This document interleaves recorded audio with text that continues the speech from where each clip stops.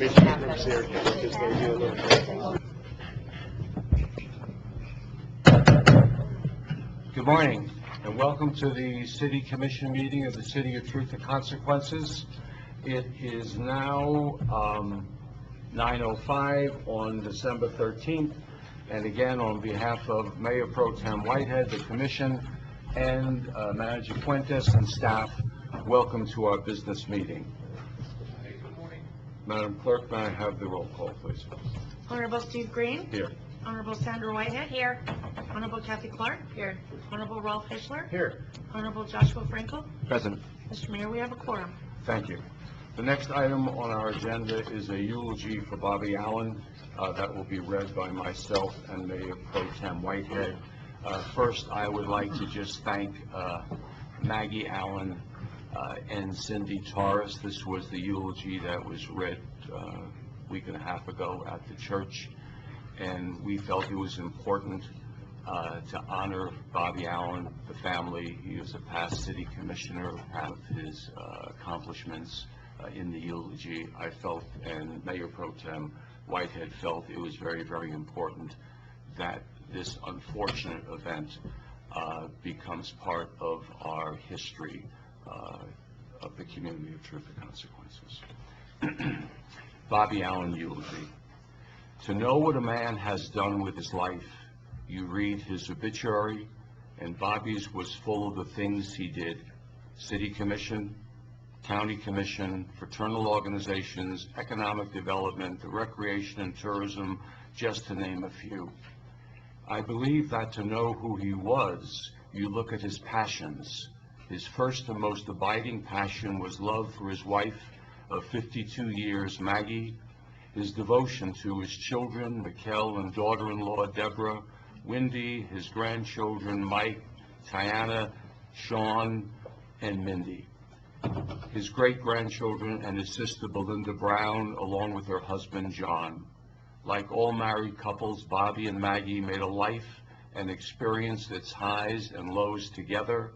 His two greatest tragedies were the loss of his son, Mikkel, and the death of Mindy, his beloved granddaughter.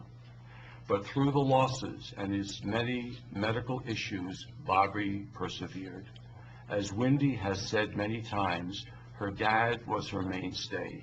There was no need too great for him, and he extended that generosity to all he held dear.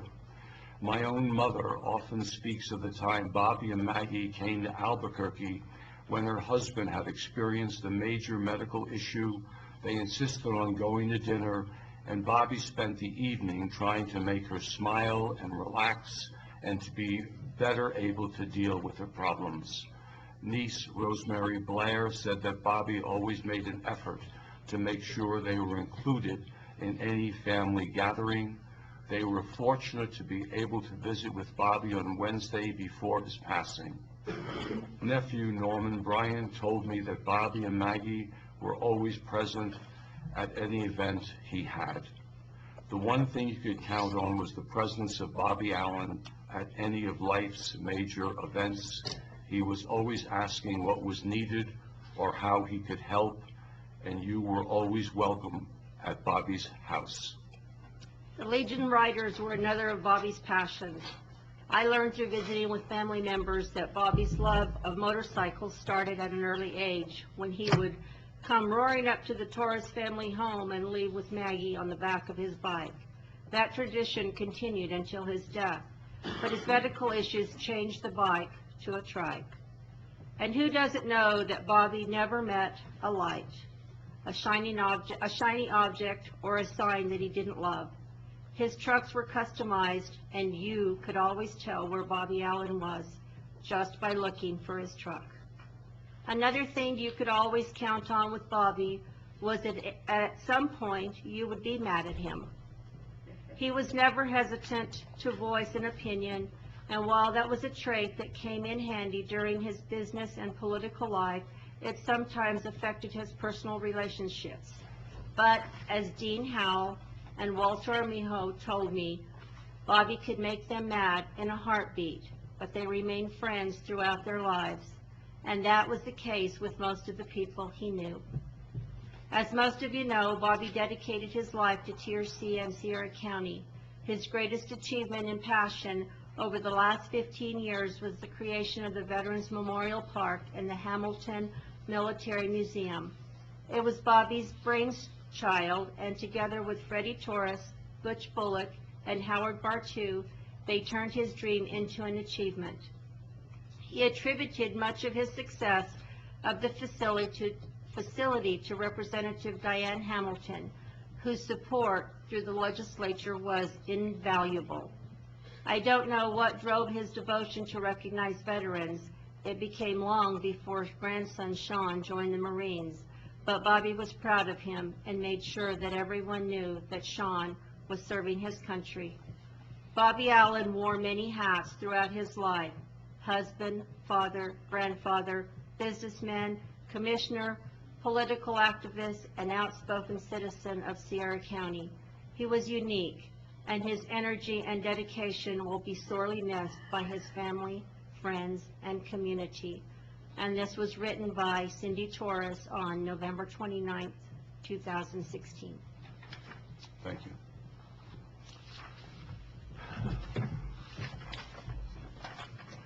The next item on our agenda is 15 seconds of silent meditation.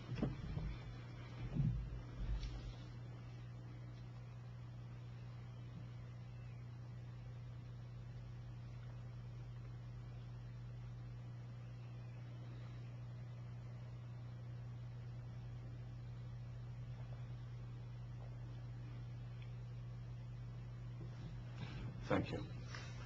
The next is Commissioner Frankel. Would you please read us on that? I pledge allegiance to the flag of the United States of America and to the republic for which it stands, one nation, under God, indivisible, with liberty and justice for all. Thank you. The next item is item number 5, approval of the agenda. I will need a motion, please. Motion to approve the agenda of December 13th as presented. I have a motion by Commissioner Frankel. I need a second. Second, Mayor. I have a second by Commissioner Heschler. Any further discussion? Seeing none, all those in favor, please signify by saying aye. Aye. Opposed? Carries unanimously. Thank you. Next item is item number C, comments from the public. 3-minute rule applies. Also, I neglected to say that if you have a cell phone, please turn the ringing aspect of it off.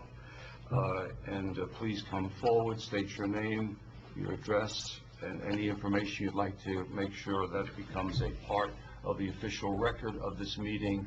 Please put in the black box next to the microphone. Randall Ashbaugh, local business person. My address is P.O. Drawer 591, Truth or Consequences, New Mexico. And Bobby Allen will be greatly missed. He was a very good friend of mine for decades, and I definitely will miss him.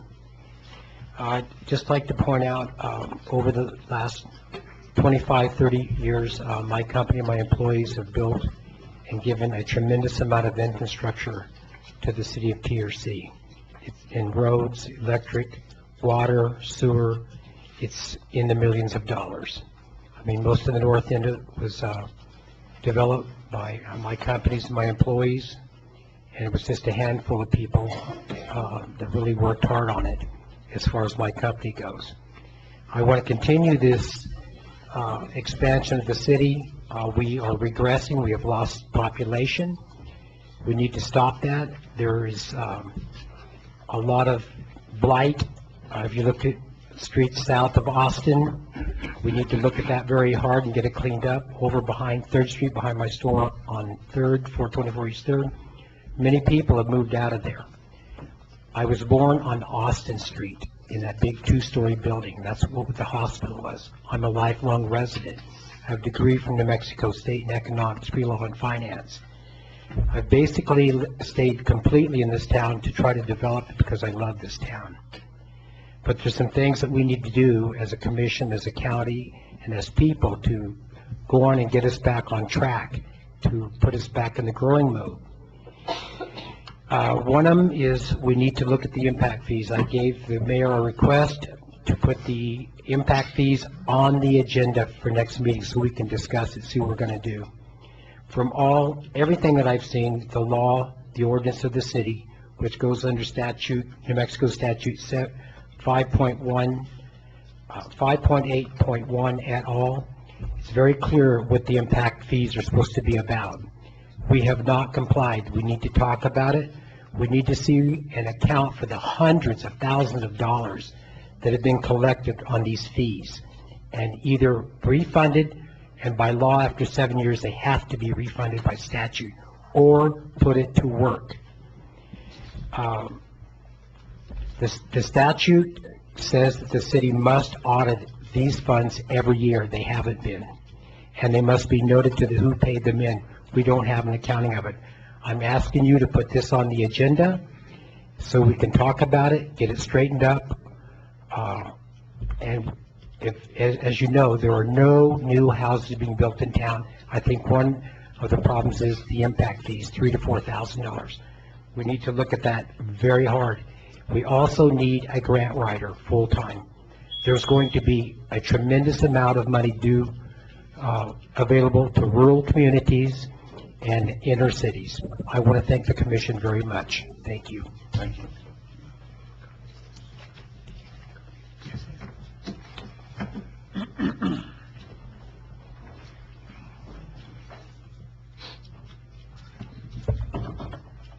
Oops, wrong glasses.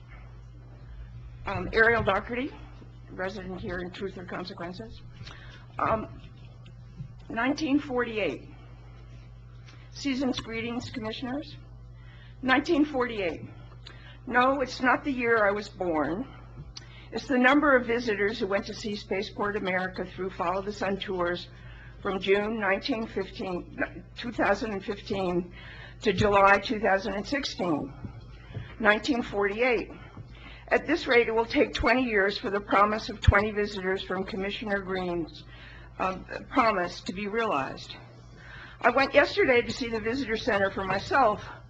Graciously, the doors were open, the lights were on, except for the missing bulbs and the same ceiling fixtures that had been out for years. All the TV screens hummed on the various so-called $10 million exhibits, but there was no one there.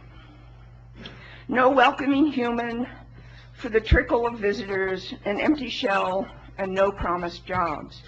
Just this past week, I received a notice about the TRC Community Chorus. It used to hold its annual holiday event at the Liebel Johnson Recreation Center. Its events would have brought some 200 people into the space to liven it up, and we'd hear fellow citizens singing voices. Now, like many other cultural events, it is orphaned off into numerous other private spaces in town. On the attached sheet, which I sent you all last night, the projected GRT of Mr. Green is transforming the Liebel Johnson into an interim visitor center was almost $270,000. He listed the $11,400 in rent in the column. Mr. Fuentes, does the city pay GRT on this money? It is the Follow the Sun Tours paying its rent even though no one's there. Mr. Green made a mistake projecting that TRC gets the full 8.5%. We don't. The state takes some and the county gets a share, so roughly we only get 2.5%. So using the same process of Mr. Green, I finally calculate that the city might have gotten $7,774 in GRT if these 1,944 visitors actually stayed in TRC. Isn't our GRT generally down? I simply didn't have time to look, but you all know. Even so, this $774 doesn't begin to offset the renovation costs at $45,000, for which we still have no accounting. The $47,000 promised by Follow the Sun Tours hasn't been accounted for either. Who's paying the electricity? It's us. We always did, except for now it's way more than before due to the exhibits. Why are we citizens being forced to subsidize such a failed private business? I urge that you return the Liebel Johnson Center back to the citizens for community activity. Anybody else? Good morning, Commissioners. Ron Fenn, Truth or Consequences. I sent all of you an email last week or 2 weeks ago with some interesting figures, and the only person that answered was the city clerk, who said, "Thank you very much." I heard from no member of this commission, the gracious attorney, et cetera, et cetera. This is ridiculous. You're supposed to be representing us. You don't have a question. You can't question my figures. You can't question my analysis and then talk about it. Obviously not, because it's very embarrassing, unfortunately. In light of this analysis of the city's standing in the state of New Mexico and the cost, I have some beautiful little charts here. One of them shows that the big line is T or C. The big line is the number of municipal workers per 1,000 residents. We top the bill with 43 municipal workers per 1,000 in this city. Wonderful. So anyway, I know how well you folks love to give awards and make a big show of things that most often are ludicrous. So I'm going to make an award, but this one's actually valid. Okay, this is award to the city commission and management.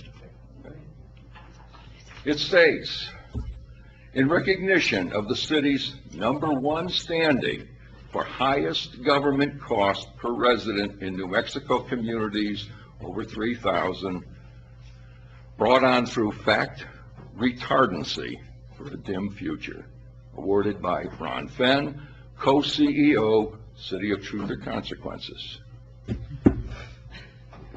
Think about it.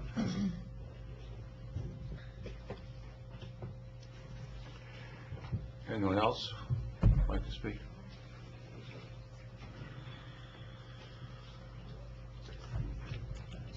And I would just like to remind those, I didn't want to interrupt Mr. Fenn in the middle of his presentation, but just in the future, this public comment is not theater. It is for you to address your concerns to the city commission. So please address the commission and not the audience. Thank you. Good morning, Mr. Mayor, City Commission, Hans Townsend, Desert View Inn and Chamber of Commerce. I came here to present something to you, but I first want to say that it's sad that some people spend so much time and energy trying to drag us down into the pit of the stagnant waters of the past, instead of using that energy to help us move forward into the future. And this repetition really gets on my nerves, and it's a waste of time for all of us. What I really came here to say was that there is now an app for the city. I spoke to Mr. Hupp, and he said that's one of the things he wanted to see. There is an app for the city now. It's called Truth or Consequences NM. It has everything on there that is on your new website. It's not yet on the Apple phones. It should be by the end of the week, but right now you can see it on Android phones from Google Play. Thank you. Thank you. Anybody else who'd like to address the commission?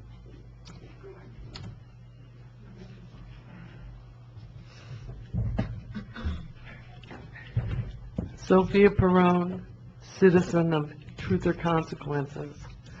And I have a few end-of-the-year comments about certain things that have gone on this year.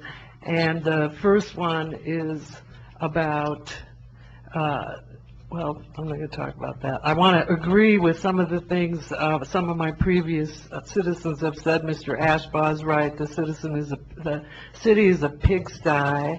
Thank you, Mr. Travis and Mr. Whoever's doing the Chavez, for keeping it that way. Thank you to the realtors of this town that list properties. I just drove by a property with no doors and no windows on it, with proud signs from C Properties, a great listing. This is how all the listings in town are. If you think you're going to entice people this way, you will not. And the work that's done in front of me by these, whatever they are, people, I agree with Mr. Fenn. You deserve that award 100%. And last Sunday, I went to a secret ribbon cutting that I read about on the front page of the Sentinel on Friday, and then I put up on Facebook. The ribbon cutting was for the Healing Waters Plaza, paid for by money from citizens in TRC and all over the state, and nobody was invited to the party. It was a secret. 22 hours before the party, promoted by our city for us, and our Main Street that we pay $35,000 a year for. That's how they do things, by the seat of their pants. And I want to say one other thing about Main Street and the subrecipient grant people. Do not put them on the public comment part of the agenda. They have reports. They receive money. They should be making their report in the body of the agenda and giving the city clerk a written report. Then maybe they could get their quarterly reports done on time. They are all a bunch of idiots, and those are the only kind of people we can find here to govern or to do anything. The people who volunteer to do things get spat on and everything else. I spent 12 years at the Sierra County Arts Council, brought in thousands of dollars, over 10,000, and at the annual meeting, my name was not mentioned because I support saving our Lee Bell Johnson Center. No more interim spaceport. Get a life. Wake up!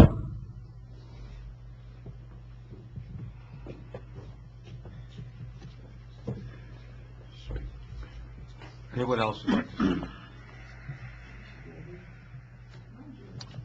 Seeing none, we will move on to the next item, which is number D, response to public comment. Is there any response to public comment by the commission? I'll take a comment or two. Commissioner Frankel.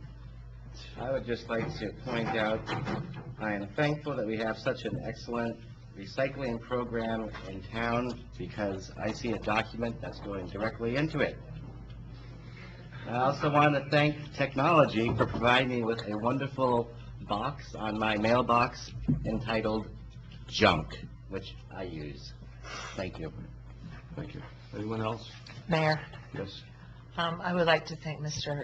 Townsend for his comments. Thank you. And I concur with those comments.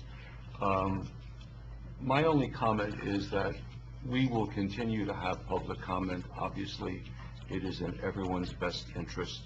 I have fought for 8 years to keep the public comment going. We've had ACLU lawyers here because people wanted to shut it down.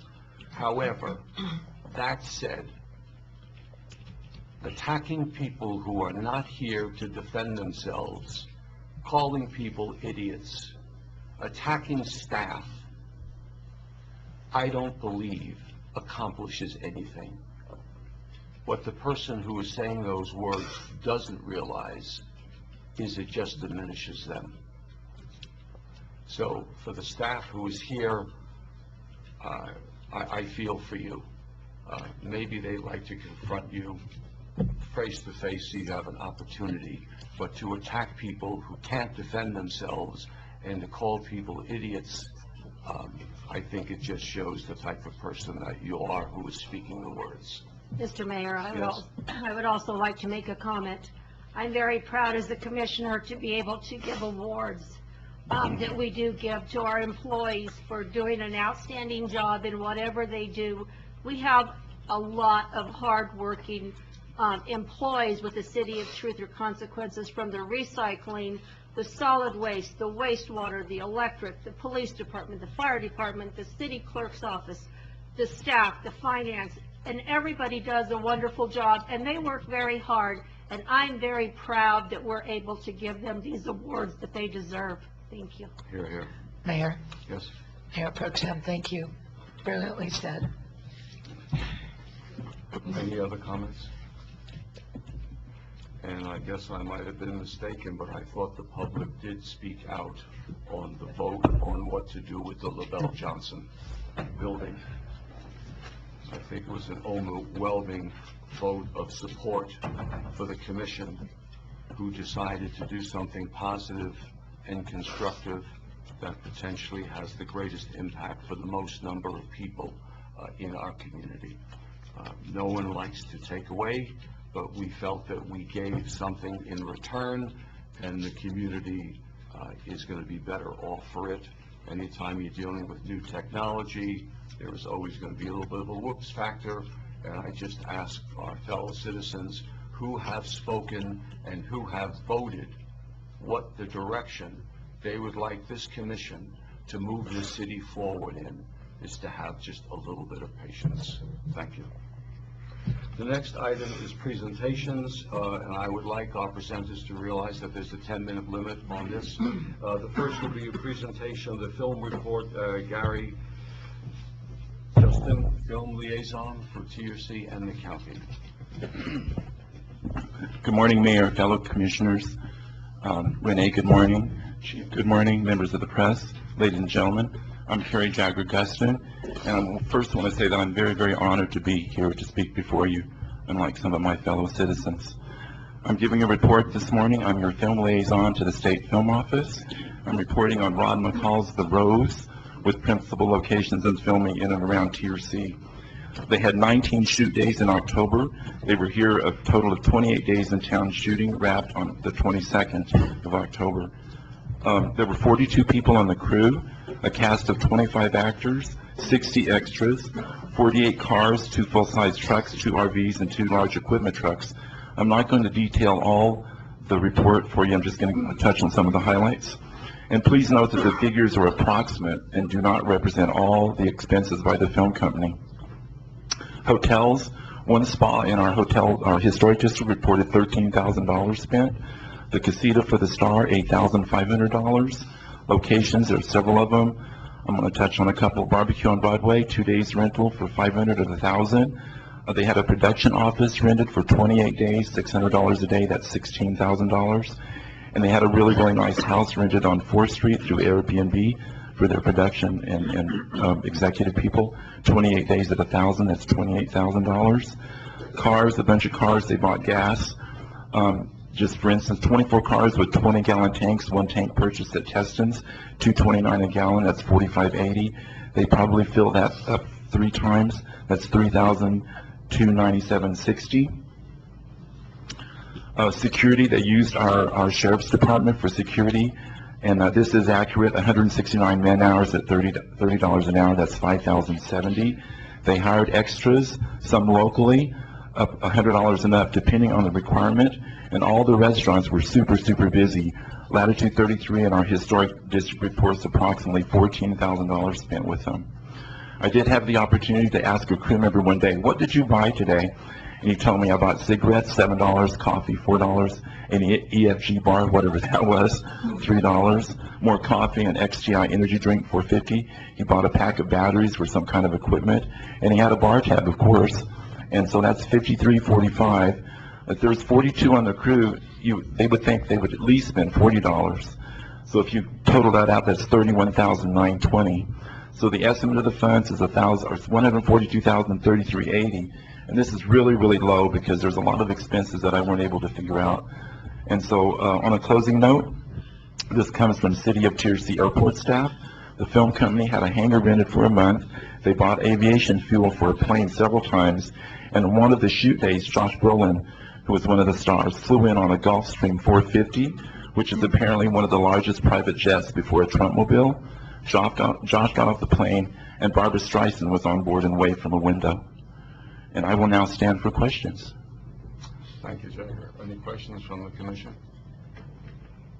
Job well done. I don't have a question, but a suggestion. Yes, sir. If you will.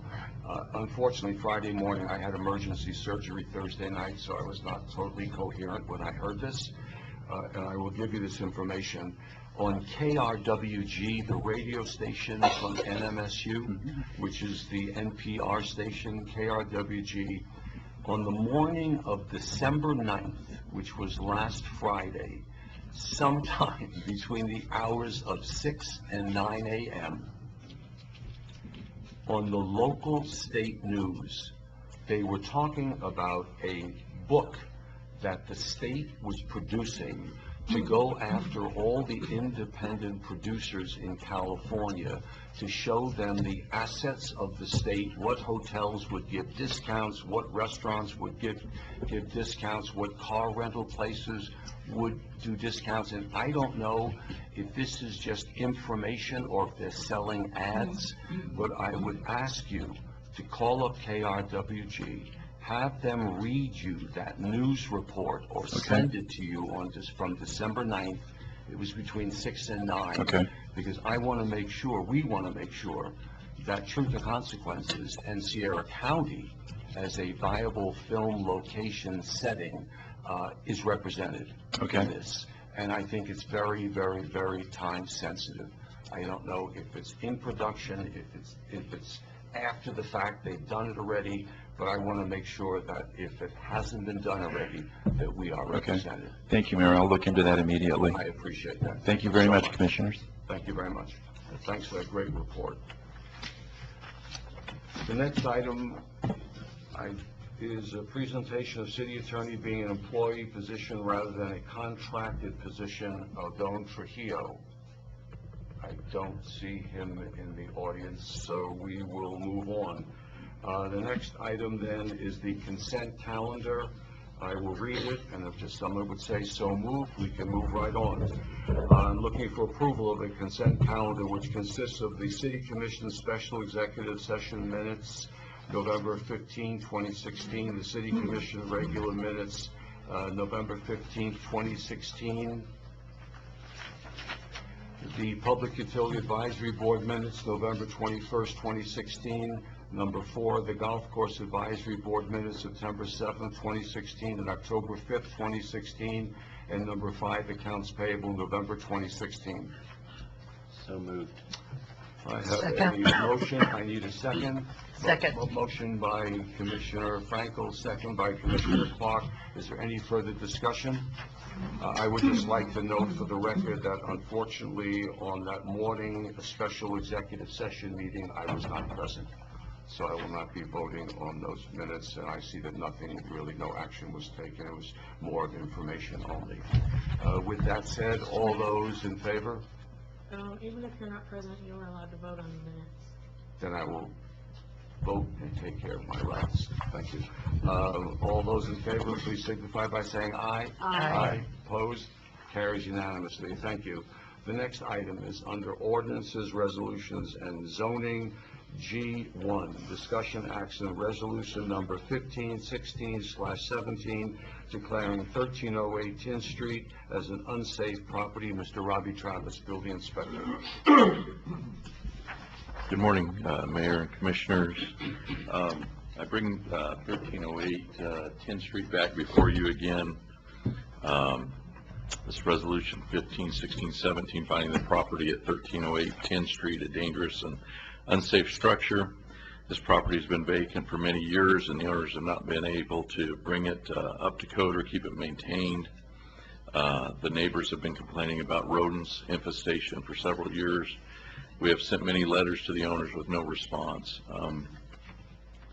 We did get an opinion from our one of our city attorneys, John Appel, on the last two questions that you guys had asked about boarding the property up and the liability the city would have. And so I have those results and can talk to you about that too, but any other questions you might have. Okay, thank you. Questions from Mr. Travis? Commissioner Clark. Mr. Travis, I remember bringing this up, and I think I was part of that conversation, is what kind of liability the city would have if we went onto the property. And that's what the answer from our attorney basically said. That being said, I think we might be a good idea to follow the attorney's advice, knowing that we don't want to board this up because then we become liable. And I also agree with the comment that Commissioner Franco said, that we also have some city properties that I would consider to be unsafe, and they've been condemned. And we need to look at those too at the same time. And I appreciate all your hard work, because I know that you're trying very hard to try to clean the city up. And there are an awful lot of old properties, including one that I used to own 23 years ago that you've seen. So I just admire your hard work. I wanted to say that publicly. Thank you. Thank you, Commissioner Clark. Any further questions, comments? Commissioner Heschler. Yeah, Mayor, if I could please, Mayor and Commissioners, please consider the following before you cast your vote on these properties. I visited both properties in question and offer the following. 1408 10th Street is located in the neighborhood with modest and clean homes. It is obvious that the people who live on that block take pride in their homes, which is observed by their clean and maintained yards. The only blight in this neighborhood is the abandoned residence at 1408 10th Street. Imagine having the pride to take care of your yard and home and have to look at this dilapidated and abandoned property next door or across the street. 1206 South 2nd Street is located in an area surrounded by a mixture of homes and businesses. This area looks tired and greatly needs improvement. The removal of these abandoned structures would be a positive move forward. By not allowing the city to remove these abandoned structures, we are lessening the property values of good citizens, endangering children or anyone who is curious and ventures onto these properties, and we are failing to uphold our own ordinances, which clearly authorize the city to take action by removing these dangerous and unsightly abandoned properties. In my opinion, no matter who eventually demolishes these properties, city or private citizen, there is little to no chance that the remnants of these properties will not end up in the landfill. Therefore, fellow commissioners, I urge you to strongly consider casting your vote to have these properties demolished and cleaned up by the city. Additionally, with the completion of the Veterans Administration construction and looking forward to the new hospital construction, we should work diligently to clean up our city. First impressions are important as new potential home buyers and investors begin to assess our community to determine if they want to live or raise a family here. And I also urge you to support the hard work of Mr. Travis and strongly consider his recommendations, because he could recommend either way whether he wanted to have these properties removed or he would have given us his recommendation to not move on them.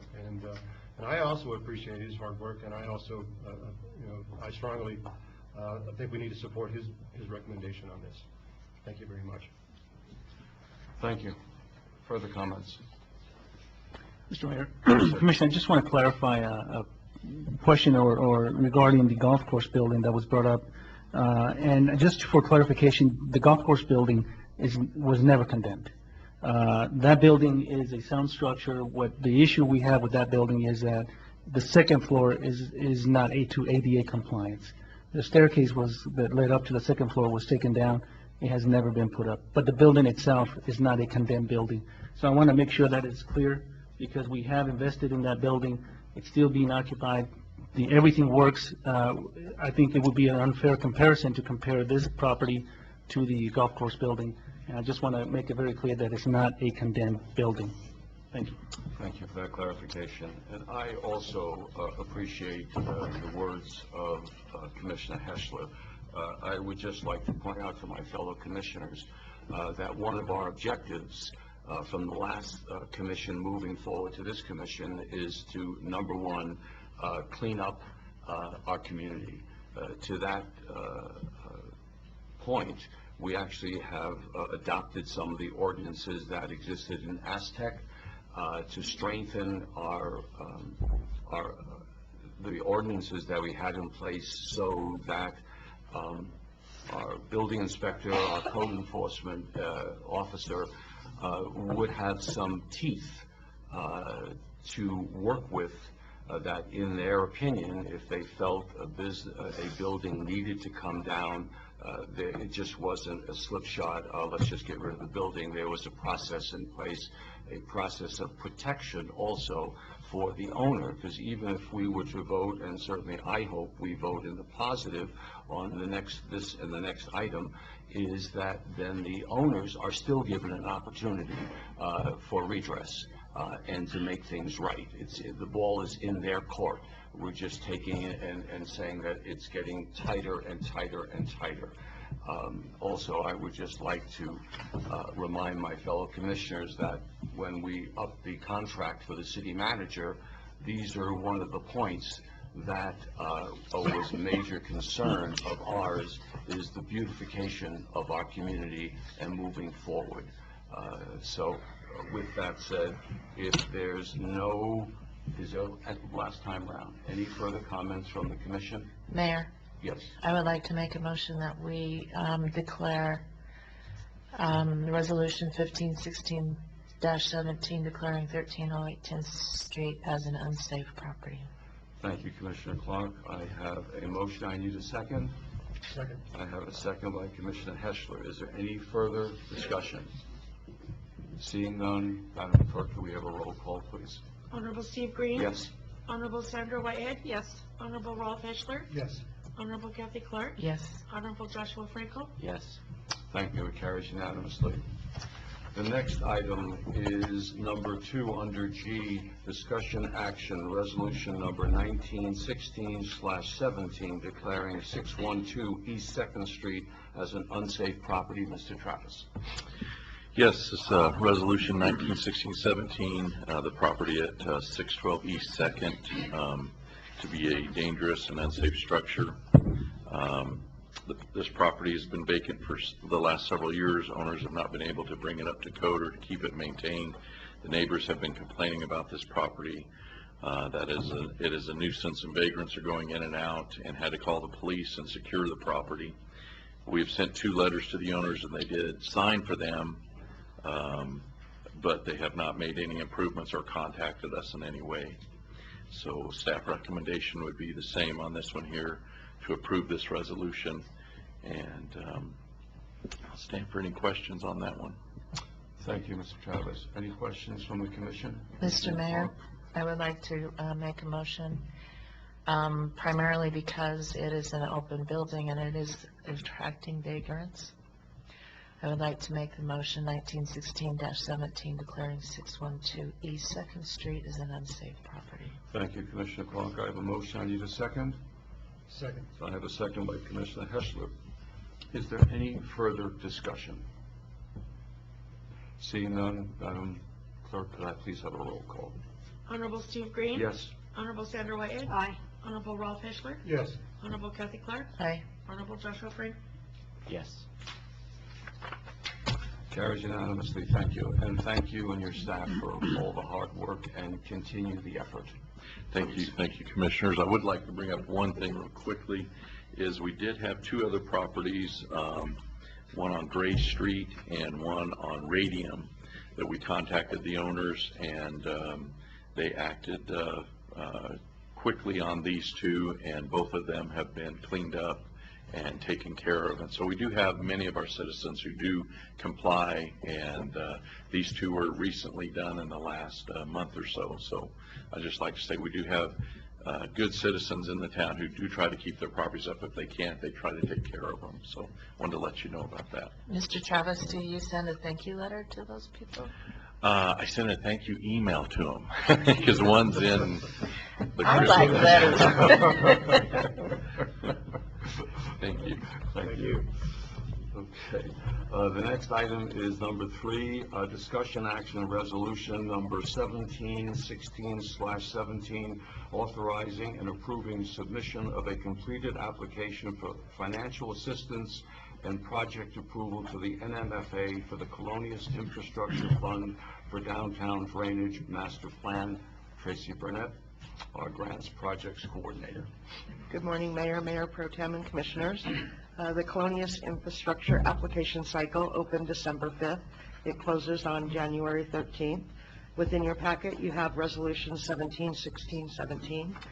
It's a required resolution for the Commissioners to authorize for me to submit an application. I'd like to request approval of that the resolution. authorizing me to submit an application for a downtown drainage master plan, requesting funding. Thank you. It couldn't have come sooner, right?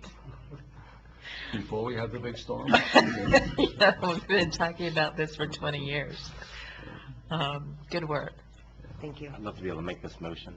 Yes, okay, Commissioner, yes, absolutely. I'd make the motion to accept and approve resolution number 1716-17, authorizing and approving submission of completed application for financial assistance and project approval to the New Mexico Finance Authority for the Colonias Infrastructure Fund for Downtown Drainage Master Plan.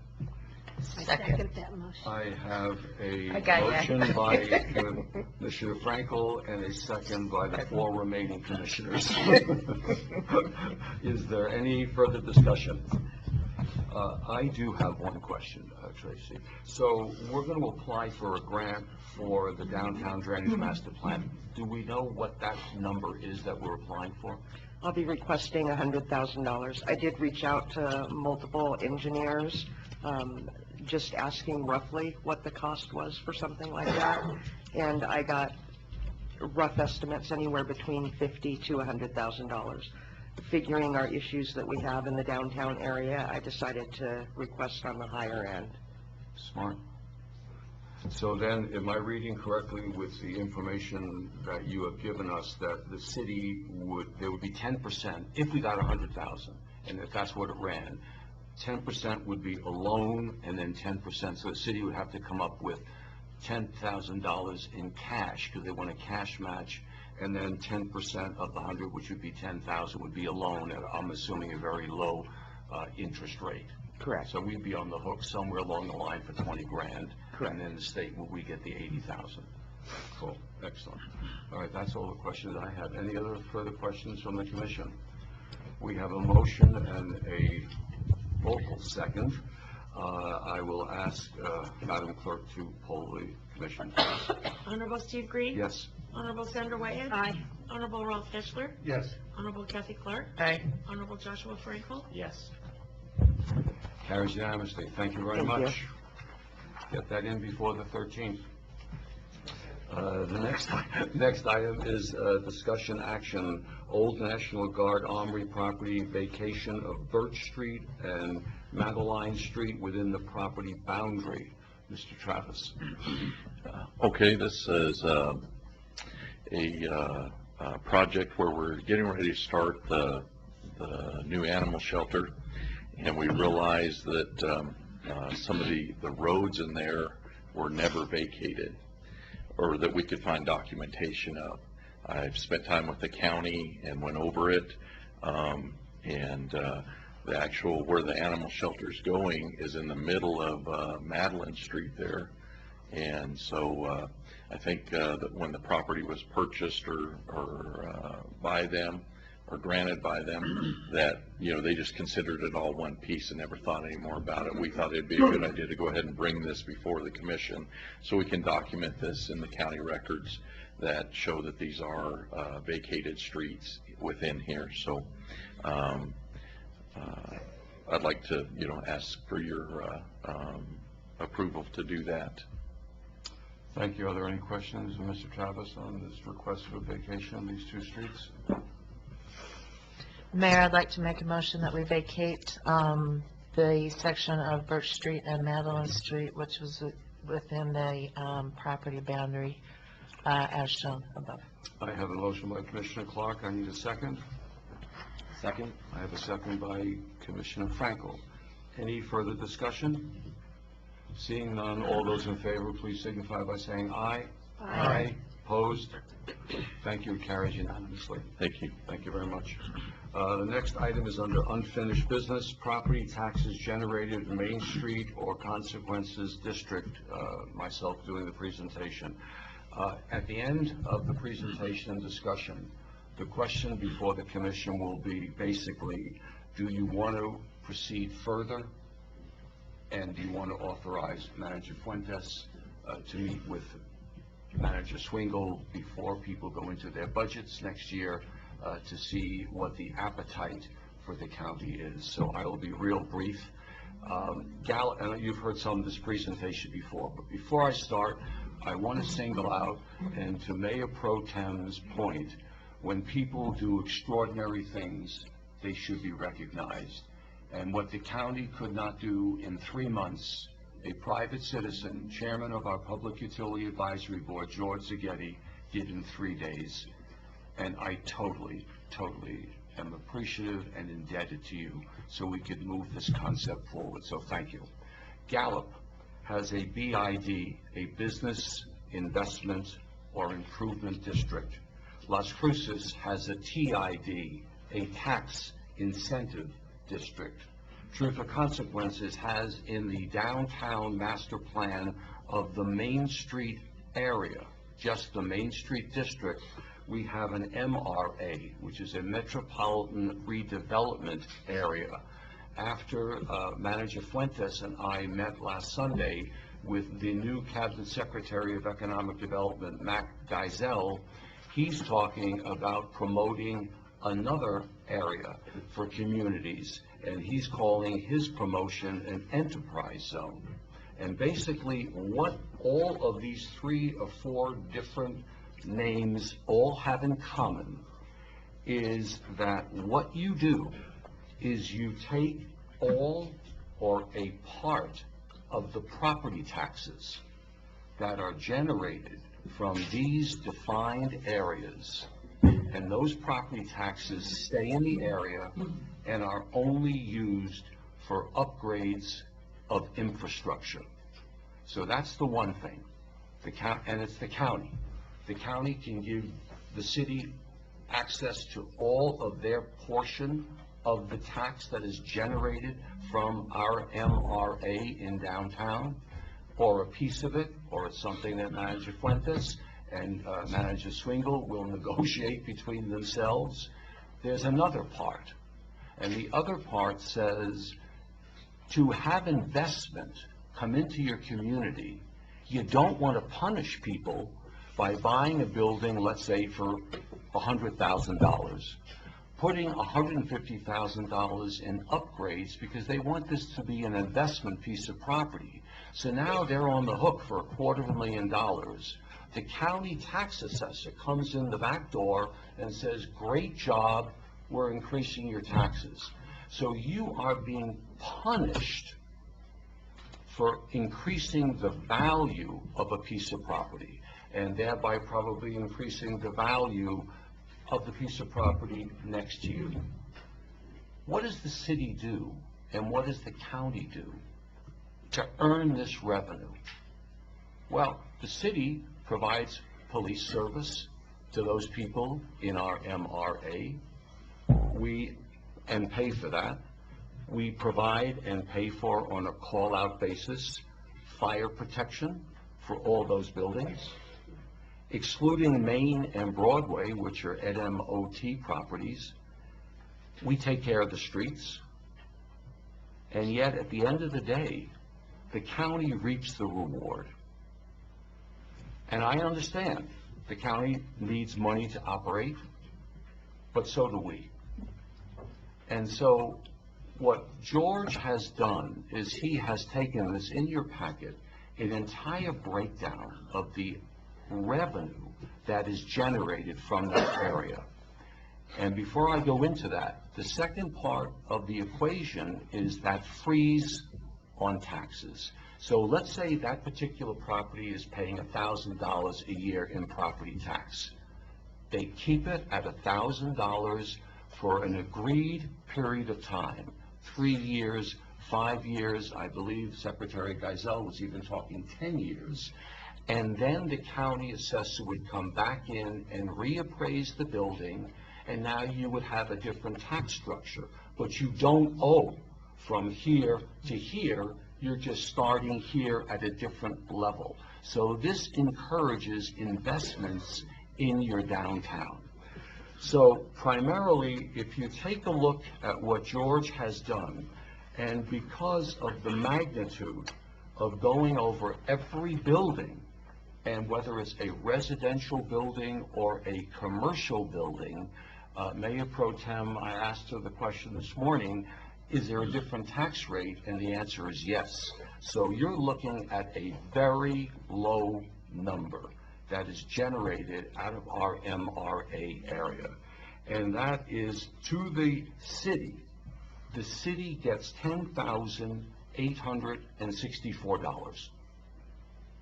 The county, where the city provides all the services, out of that MRA area, gets 71,000, actually I think the final number, George, thank you for that, is $70,965. We get 10 grand plus, do all the work, and the county gets $71,000.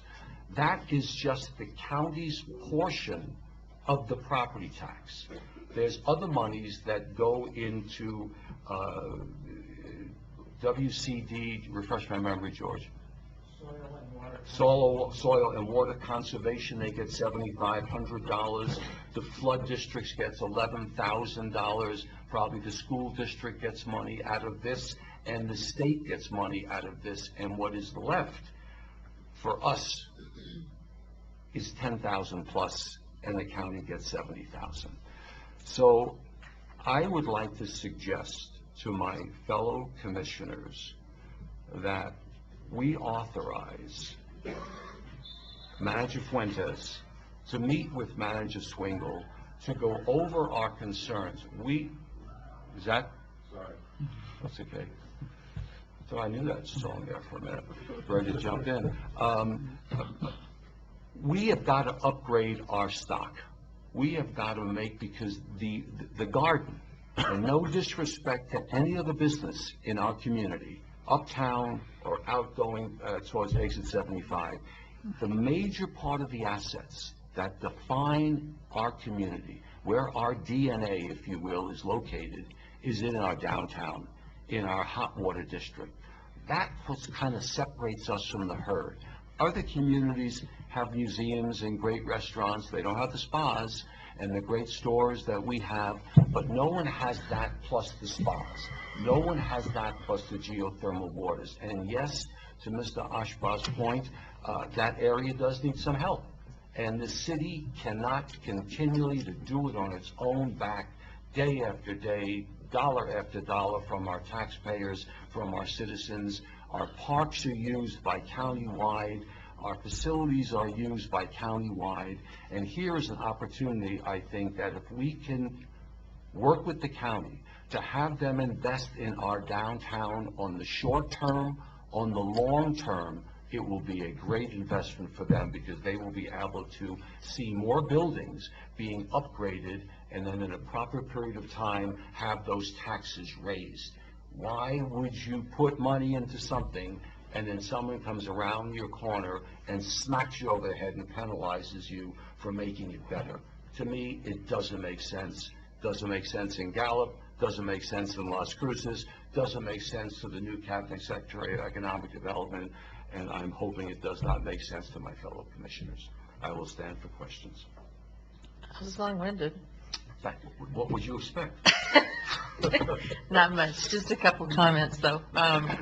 George, Mr. Seghetti, you really did it. That was so sweet and so thoughtful of you to make that offer and get that information to us on such an incredibly timely basis. And that, I find that quite remarkable. And thank you for your volunteerism on that one. And my comment about this is we're already taking a couple of steps to try to encourage investment in our community, and this is another one that we can add on to the bucket list that hopefully will help attract investment into our community. And, you know, not abating, but holding property taxes at a current level for a period of time. You know, I've done it myself, where you go in there and you put a large investment into a piece of property, and the next thing you know, the appraisal's gone up, you know, several $100,000. And it's a little discouraging.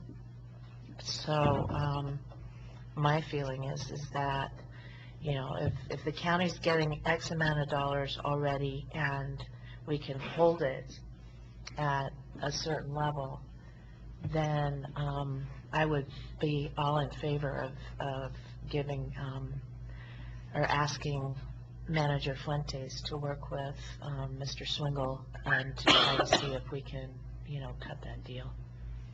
Thank you. Any other comments? I also think, and thank you for your comments, Commissioner Clark, that the timing is now, because I'm assuming that probably the turn of the year is just a few winks away on your pillow, that our directors of finance from the county and from the city will start to look at budgets and go in, and I know the county goes in budget hearings a little bit earlier usually than the city. I'm not really quite sure what our timing is this year, but certainly since very shortly budgets will be the dancer on the floor, now is the time. And I think just my own personal comment that if the city could match or come up with a dollar amount that we could put aside for infrastructure improvements in our historic downtown MRA area, and ask the county to match that on an MOU and set that up as a special fund. Number one, we've got match money that we already don't have to look for.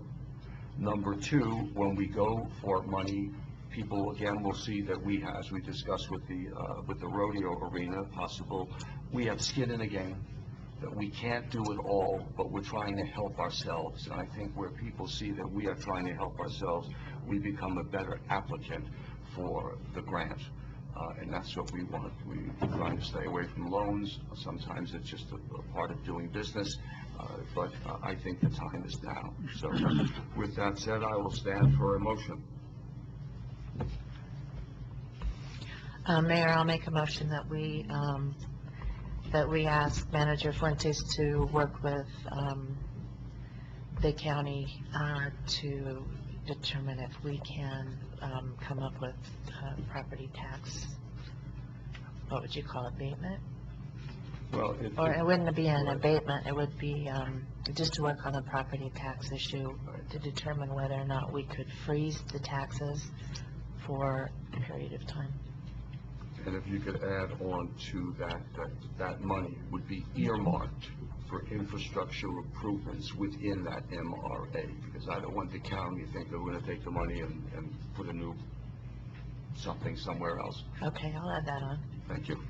Okay, so I have a motion, an amended motion. Is there a second? Second. I have a second by Commissioner Heschler. Is there any further discussion? Beg your pardon, sorry. Finger stretch. I thought it was a finger.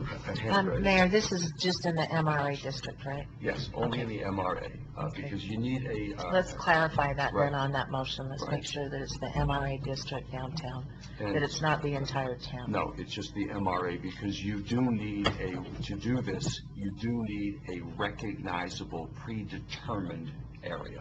City Clerk, did you get that motion? That's pretty long-winded. I do. Would you like me to read it back? Please, thank you. The motion was to ask City Manager Fuentes to work with County Manager Swingle on the property tax issue to determine whether we could freeze the property taxes to be earmarked for infrastructure in the MRA district. I like that. Good, thank you. Any further comments? All those in favor, please signify by saying aye. Aye. Opposed? Carries unanimously, and thank you, Commissioners, for your support. Appreciate it. Next item is new business, discussion action, award bid for IFB 16/17/003 for wastewater treatment plant phase 2A. Good morning, Mayor, Wood Commissioners. CEO. We're here to award the bid IFB 16-17-003 wastewater treatment improvements phase 2A. We had the bid opening on November 30th, 2016 at 2 p.m. We received 3 bids on this project, one from Smithco, Morrow Enterprises, and RMCI. Our recommendation is being made by Smith Engineering, our engineers on this project, to award the bid to Smithco for $1,888,670. $1,888,670.35, including GRT. a big number, no wonder Yeah. you get tongue-tied, that's for sure, that's okay. All right, so are there any questions of Ms. Wood on the award to Smithco? And I am quite sure Commissioner Frankel is very, very happy that a local Sierra County business got the award on this one. I am. You had mentioned that previously, actually, so. Making everybody happy. Yes, so seeing no further, seeing no questions, I will stand for a motion, please. Mr. Mayor, I move to approve to award bid number IFB 1617003 wastewater treatment plant improvements, Phase 2A, to Smithco Construction, Inc., in the amount of $1,888,670.35, as recommended by our engineer, Smith Engineering. We have a motion by Mayor Pro Tem. I need a second. I'll second. I have a second by Commissioner Frankel. Is there any further discussion? Seeing none, all those in favor, please signify by saying aye. Aye. Opposed? Carries unanimously. Thank you very much. Thank you. Number 2, under new business, discussion action to accept and approve change order number 2, wastewater treatment plant improvements, Phase 1, Allen Bollinger, Smith Engineering. Mr. Bollinger, please.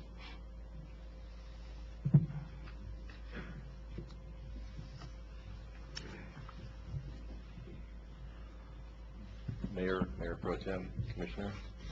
My name is Alan Bollinger. I'm with Smith Engineering out of Albuquerque. I am managing this job for you all.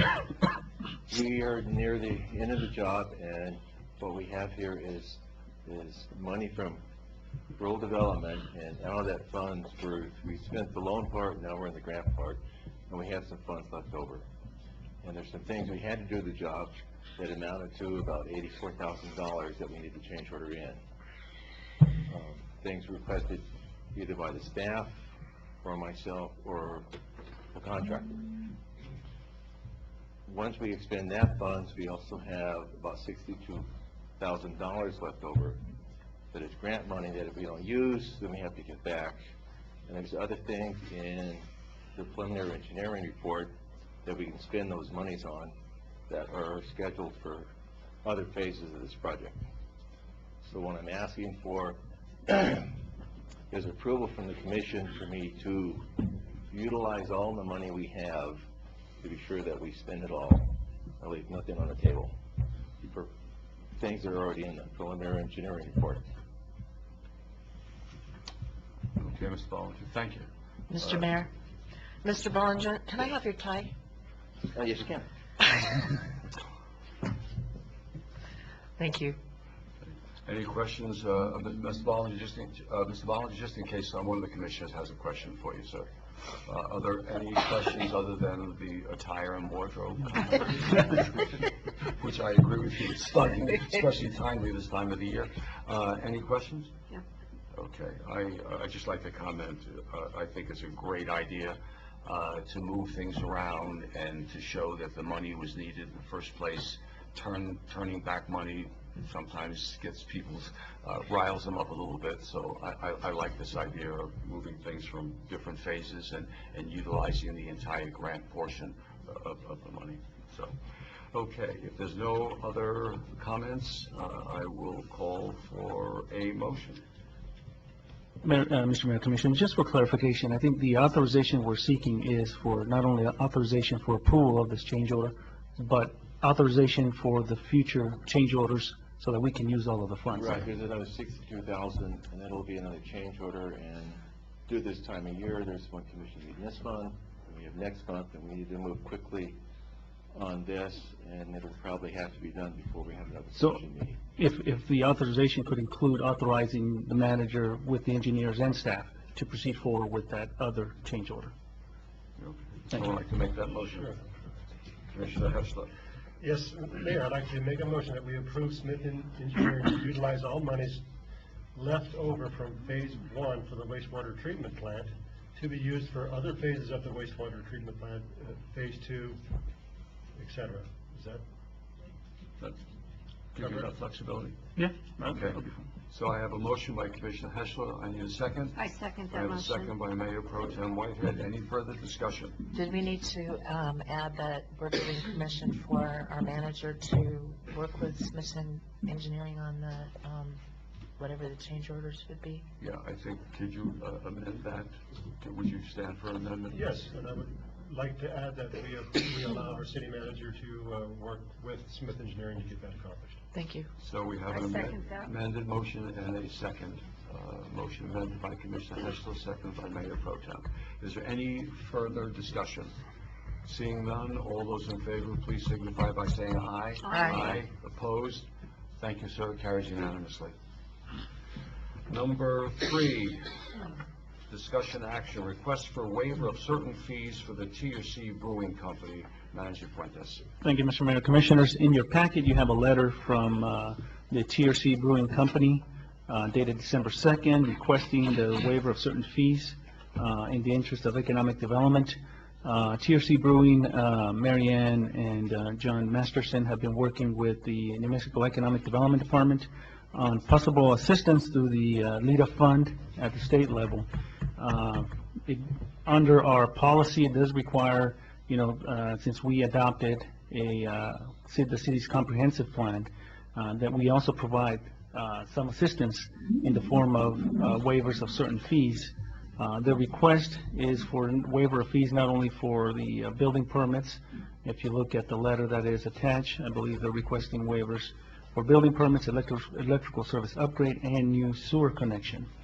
The first item in building permits is adopted by resolution. If the commission chooses to proceed forward, this would be a simple resolution amendment that we would tie in any LIDA-related projects to these sort of waivers.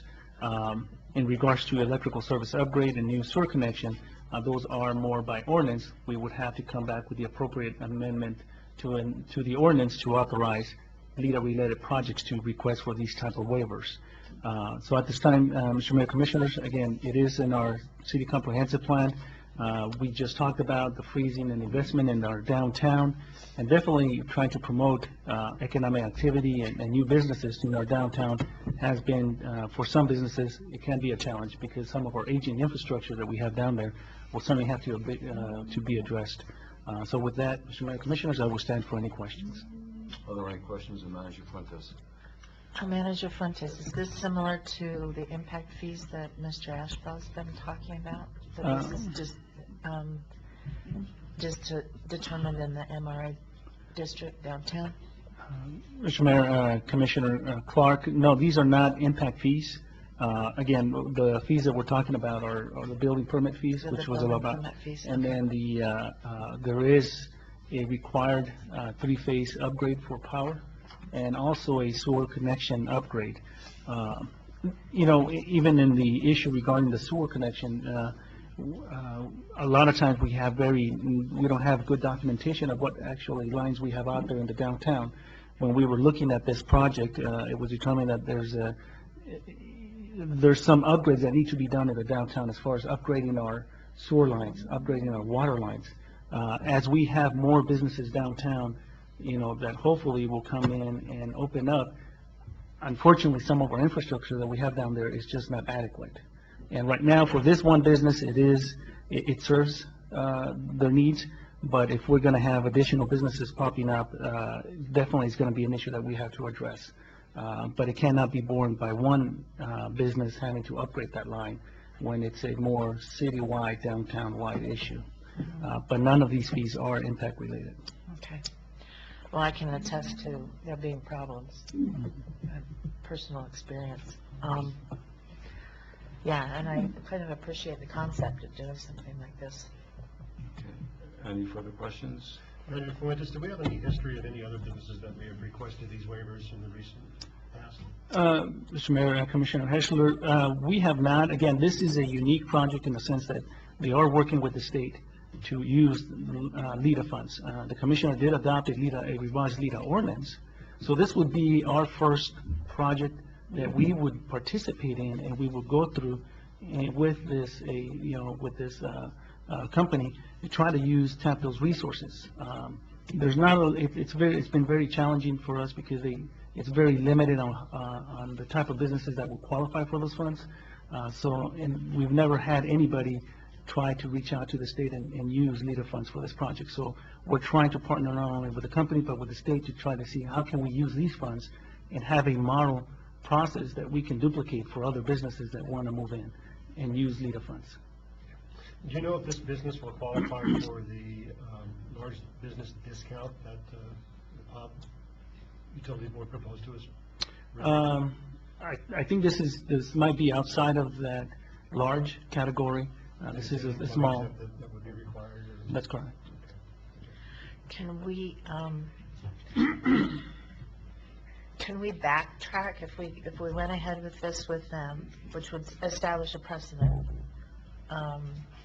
for development downtown? Would it be possible by the time maybe you work with the county manager and maybe come up with a deal on property tax that we could also extend that to this particular business and also create that precedent? And is that possible?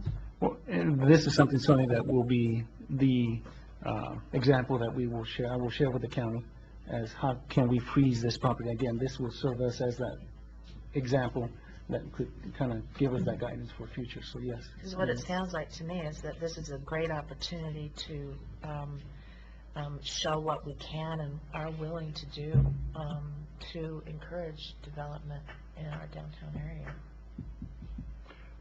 To Commissioner Clark's point, I think the operable word here, I don't think we want to open up a can of worms.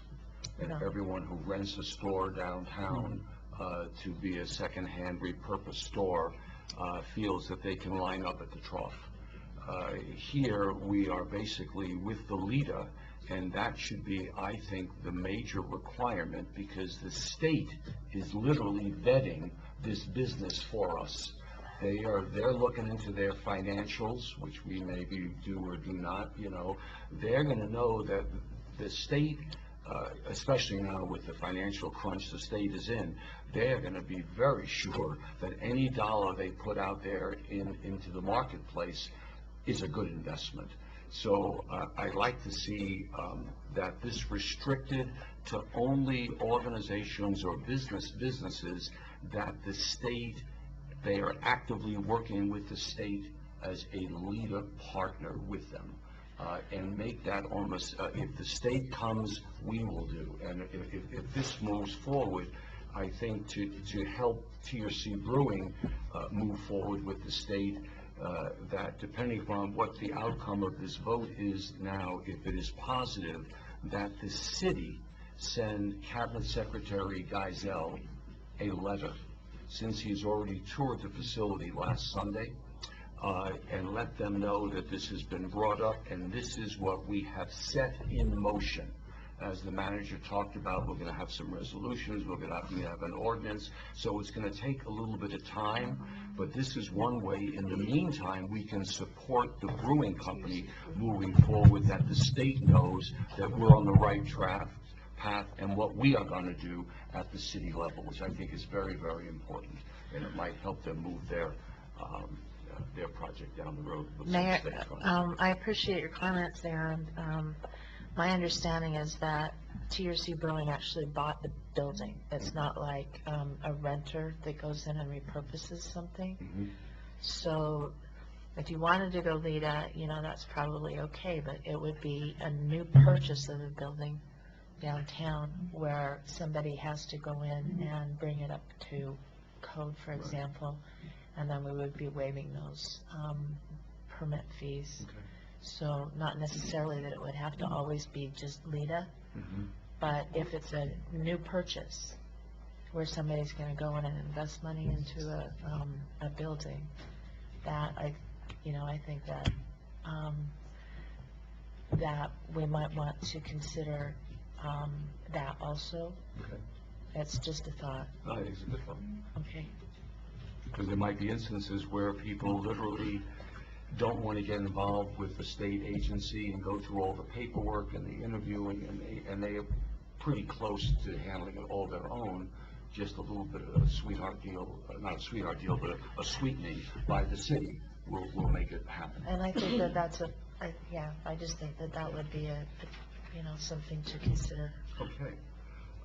So we would need a motion to authorize staff probably to, they have heard what we'd like to have happen, to set the works in motion to make it happen. I will stand for a motion, please.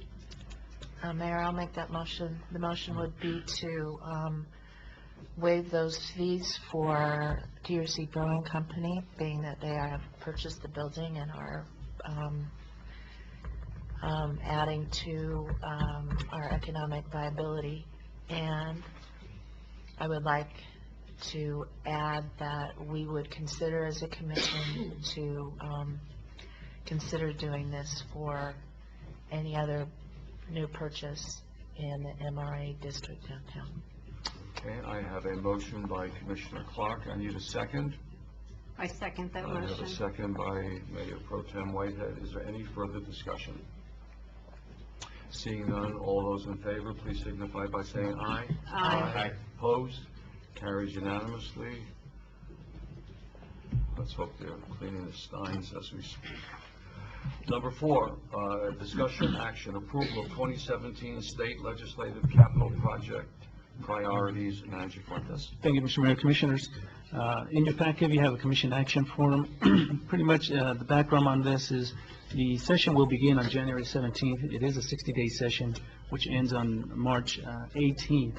As we all know, the state is facing some challenges, some financial challenges in the upcoming session.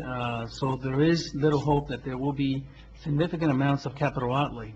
However, municipalities and counties are submitting their request, and we would like to do so as well as we have in prior years. Last year, the city did receive $101,000 for the animal shelter, $35,000 for the electrical feeder improvements, and Sierra County also received $100,000 for the animal shelter.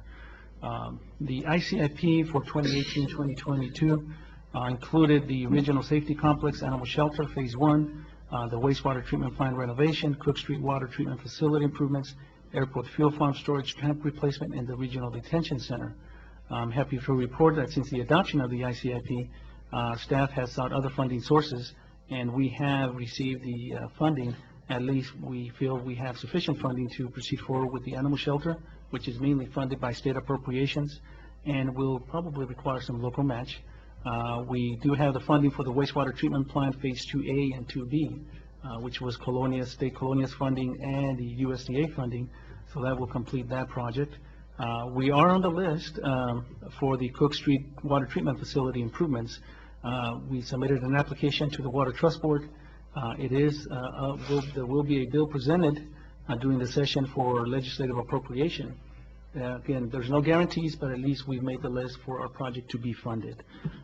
And finally, the airport fuel farm, we were very fortunate to get funding for the completed project, not only from FAA, but also from the state, which will also require some local match.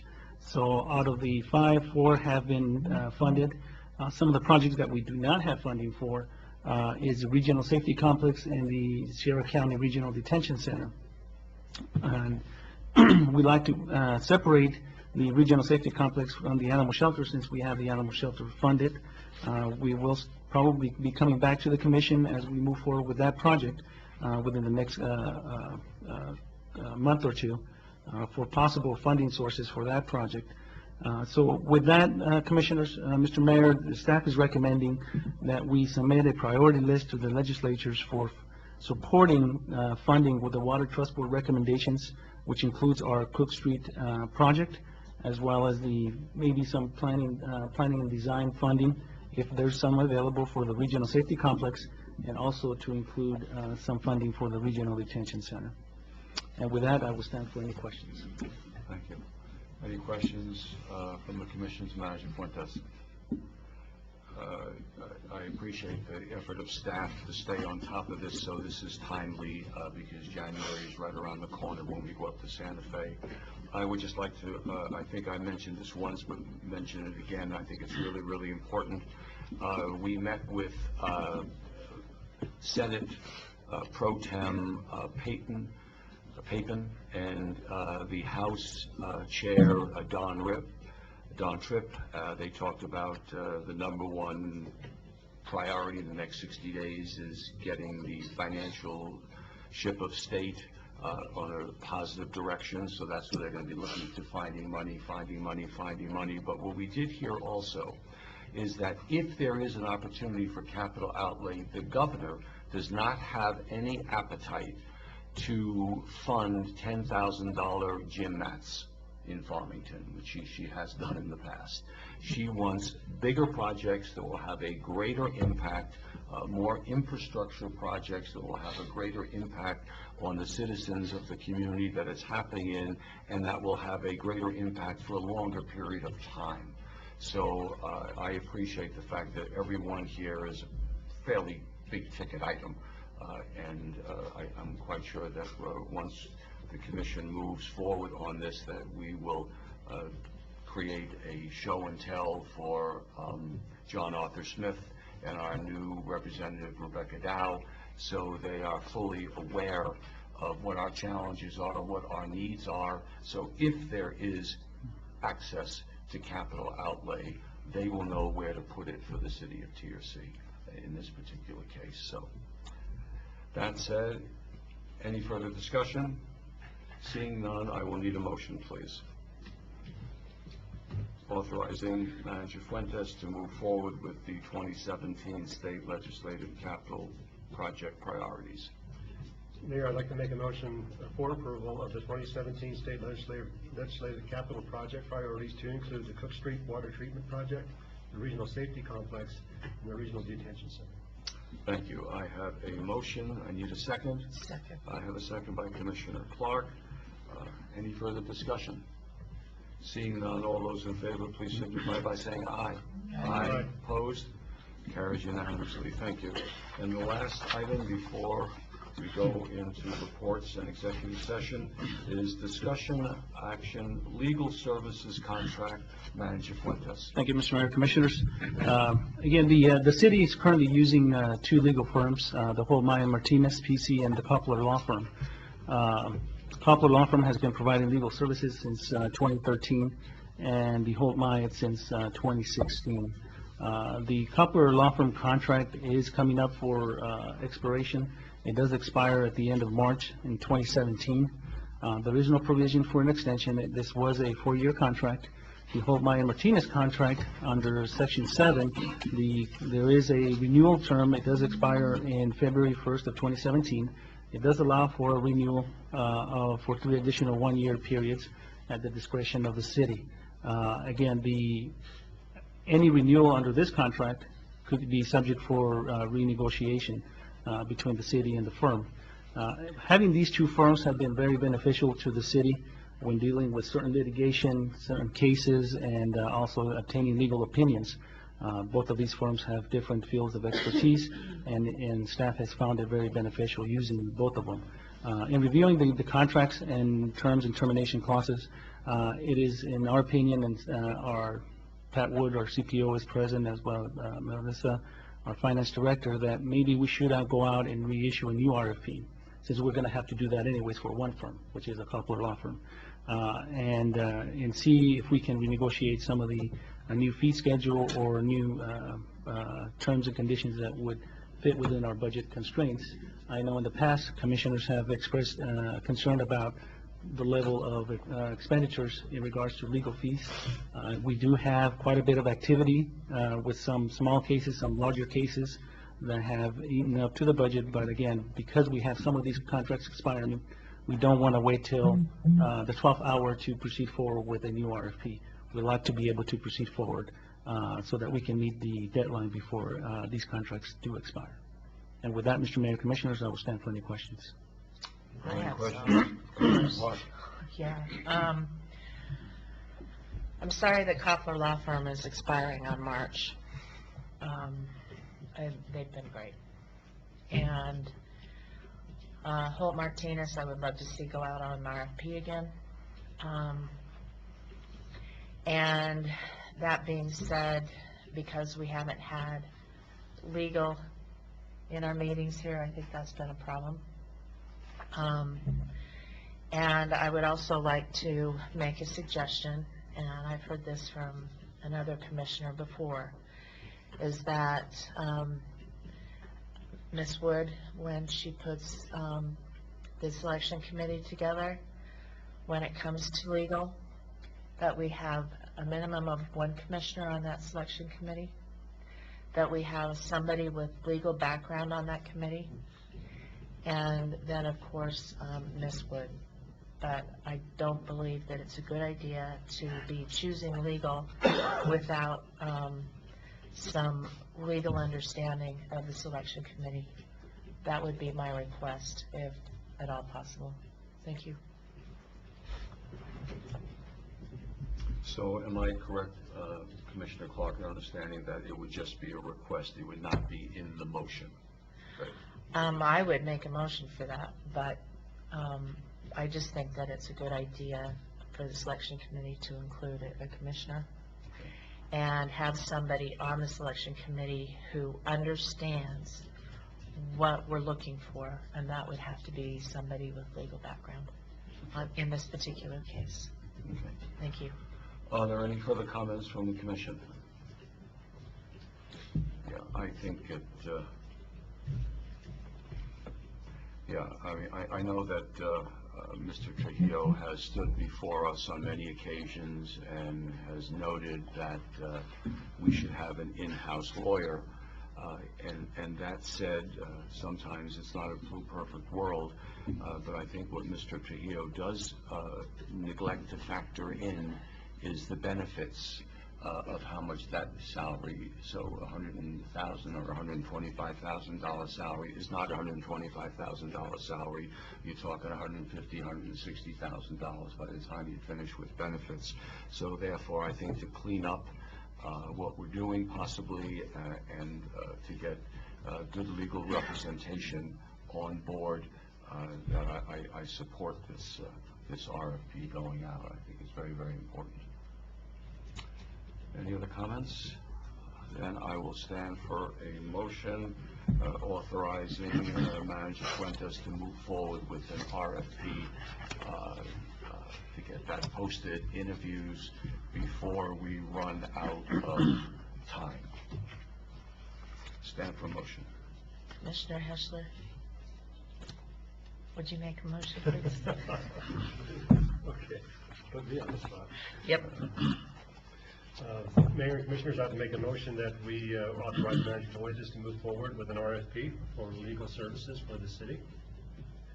And included in that motion to ensure that a commissioner sit upon the selection board or committee when they're dealing with that RFP. Can we add that somebody else on the selection committee have a legal background? Legal background. And that, yes, and that another member of this committee should have legal background, familiar with the services that we would like to see. Thank you. And I second that So we motion. have a motion by Commissioner Heschler. We have a second by Mayor Pro Tem Whitehead. Any further discussion? Seeing none, all those in favor, please signify by saying aye. Aye. Opposed? Thank you. It carries unanimously. Report, City Manager. Thank you, Mr. Mayor, Commissioners. I think in your packets you have a proposed draft ordinance. Just to follow up on the last item, I am proposing an amendment to the ordinance, Article 3, Officers and Employees. And this particular amendment is to the city attorney section of our code.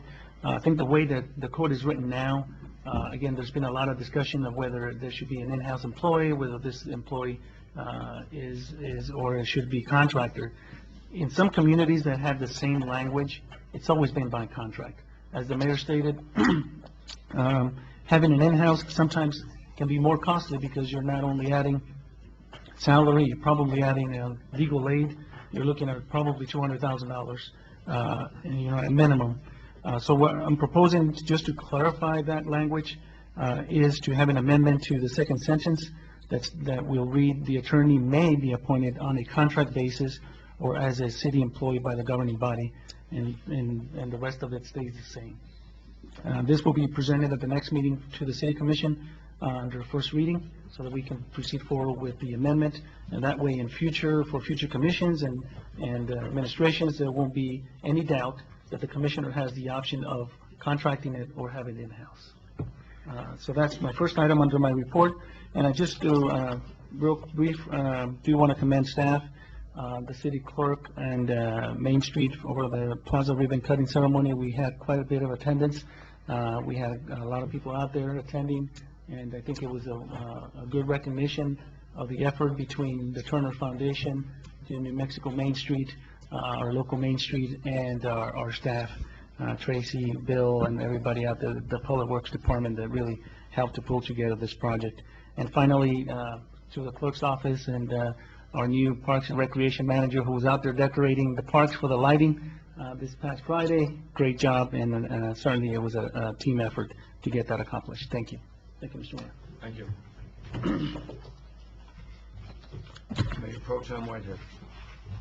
Thank you, Mr. Mayor. I would just like to report that this past Friday night, December 9th, we celebrated our old-fashioned Christmas downtown with the tree lighting ceremony. We lit up the downtown area, like Manager Fuentes said. City Hall was beautiful. The Healing Waters Plaza was beautiful. I would like to thank Sazi Mari, Linda DiMarino, and Main Street, and everybody that participated, not only in the downtown decorations, all the city employees, but everyone that participated in the light parade. I was amazed that we had participation as we did. The high school junior ROTC that led the parade, the Hot Springs and middle school marching band did a wonderful job. We would like to thank them. And the community for just being out on the streets and participating in the downtown area. Our city police that took care of, and our city employees that blocked off the roads and maintained traffic control and everything. Outstanding job, and I'm very, very pleased, and hopefully next year it'll be bigger and brighter and more people will be out on the streets. Thank you.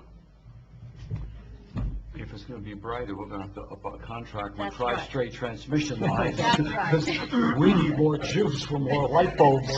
Unbelievable. The guys did a phenomenal job. Commissioner Hester. Oh, more report. Okay. Commissioner Clark. Just one comment. I have to give Mayor Pro Tem Whitehead a lot of credit for that tree lighting.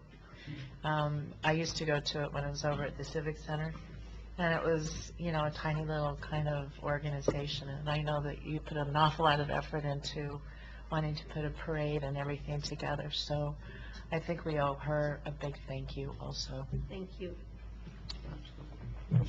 No report. Okay. So, thanks to Main Street, thanks to staff. Downtown looked gorgeous. Just beautiful. I want to go a little bit different route on my report.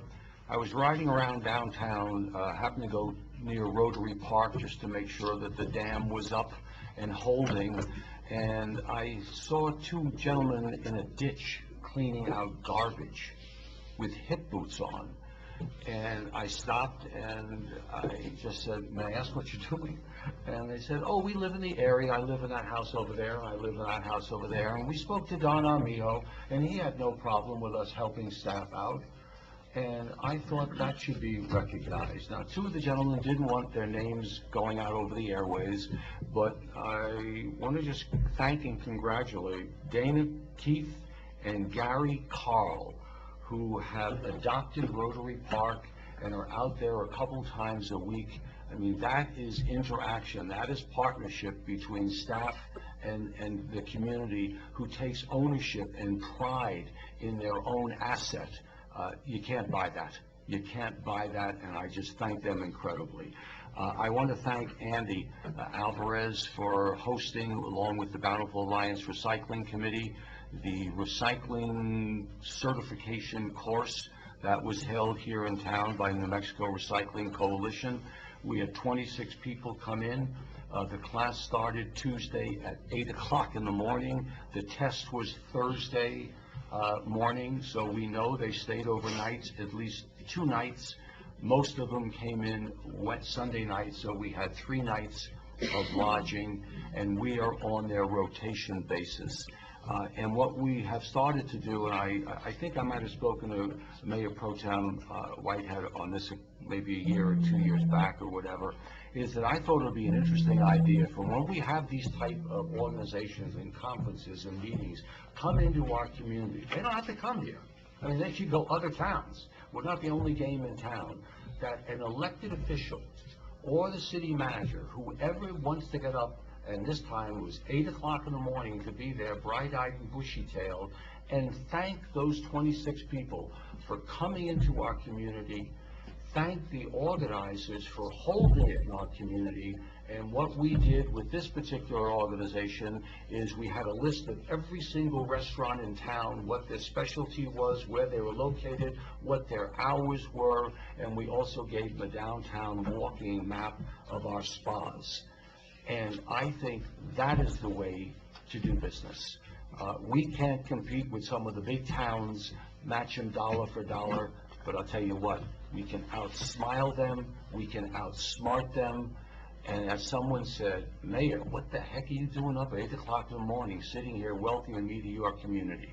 Whether it be me or anyone else up here who be mayor or the next mayors down the road, I personally think that that type of impression, that's the story, that's the takeaway they will take.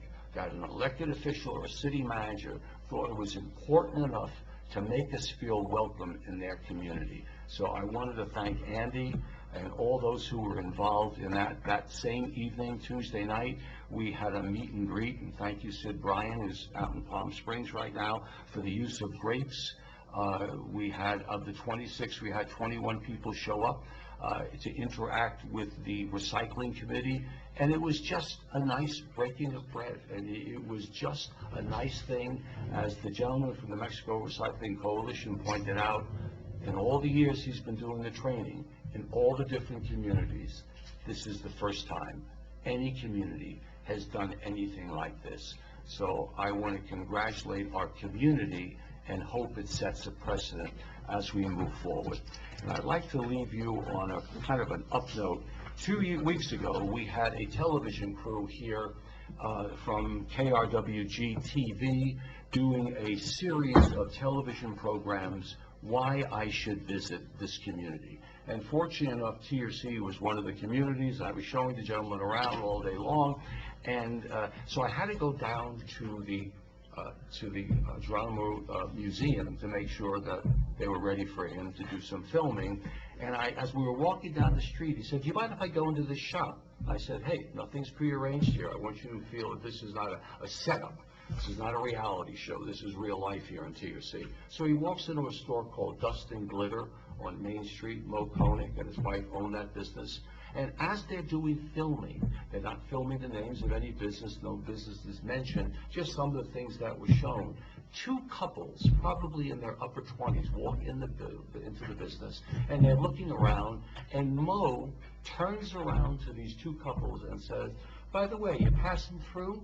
Or you're staying here?" "No, we're passing through on our way to Arizona." And he reaches around off a table and he said, "By the way, do you know we have hot springs here in town?"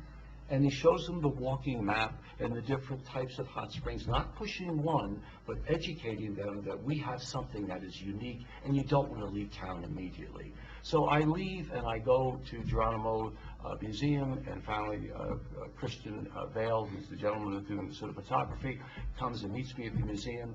And 2 days later, I just happened to walk into Dust and Glitter, and I wanted to thank Mo for allowing his business to be intruded upon by this television crew. And he said, "You know, it was the darndest thing. The next day, I had to deliver a piece of art to one of our spas, and guess who's walking out of the spa as I was walking in? The two couples. And they thanked me. They're coming back to town. They had an amazing, amazing experience." So I want to wish all the citizens, I want to wish Manager Fuentes and City Clerk Renee Canton and all the staff a most healthy, a happy, a joyous holiday and New Year's. And to all the Mo Koenigs, of our community, who go the extra mile to make our guests who come into our town and spend their hard-earned dollars welcome, you are blessed. Thank you very much. I need a motion to go into executive session. I beg your pardon. Yes, I need a motion to go into executive session, please. Mr. Mayor, I move to go into executive session for purchase, acquisition, or disposal of real property or water rights by the public body, minimum pool at Elephant Butte Lake pursuant to NMSA 1015-1H8. I have a motion by Mayor Pro Tem Whitehead. I need a second. Second. I have a second by Commissioner Clark. Any further discussion?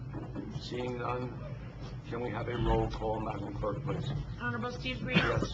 Honorable Sandra Whitehead. Aye. Honorable Ralph Hischler. Yes. Honorable Kathy Clark. Aye. Honorable Joshua Frankel. Yes.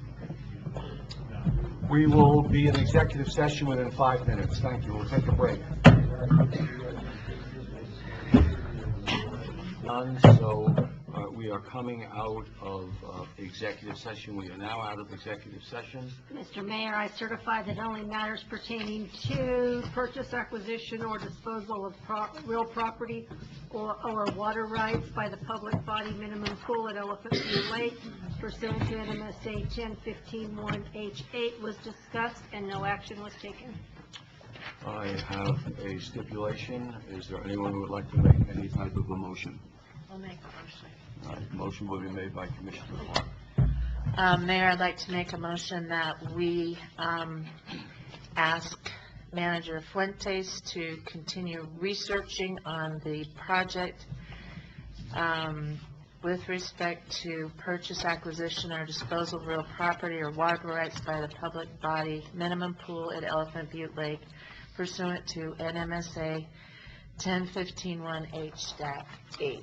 I have a motion by Commissioner Clark. I need a second. I second that I have a motion. second by Mayor Pro Tem Whitehead. Is there any further discussion? Seeing none, all those in favor, please signify by saying aye. Aye. Opposed? Carries unanimously. Motion to adjourn? Made. Second. We're out of here. Best of holidays if I don't see you guys and gals. Thank you.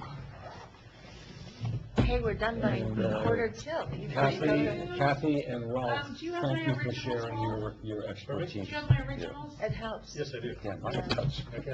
It's nice having Ralph to. Well, you guys and- wrote and- it. And also, Did you mark all over them? by the way, I know if you heard Sandy was showing George I only wrote them at the top Mine were page. just one-sided. county So- website, tax assessment, how you access it. Josh brought me this. Are you good? So there might be $100,000 that the county is getting off the property tax and our MRA. They don't do Yeah, a go ahead. thing for it. I've got Josh's here. So how about that we split it with them? How about we find